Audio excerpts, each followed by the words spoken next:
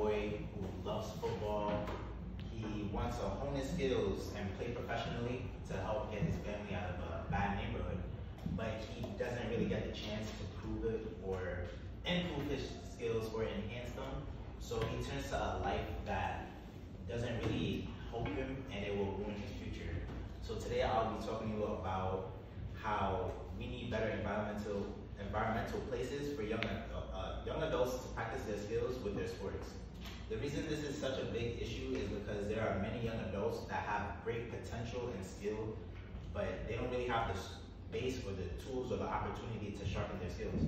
Imagine a world where young teenagers have a space where they can become the best athletes that they can possibly be and possibly be professional and be professional at their sports. The tools we will need to work on this is a great environment, a facility that will have the space and tools that we need to help them.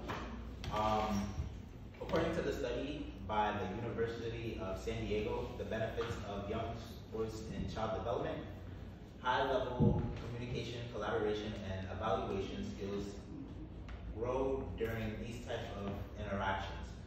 Children who participate in young sports tend to develop stronger peer relationships and have higher likelihood of participating in civil activities.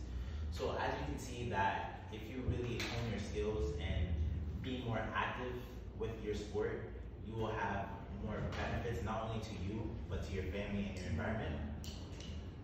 Another study, according to Sports Keeping Young Youths Away from Crime, they claim sports teaches important social and interpersonal skills using sports to help people, especially youths, have proven to be effective tool to keeping them from falling into a cycle of antisocial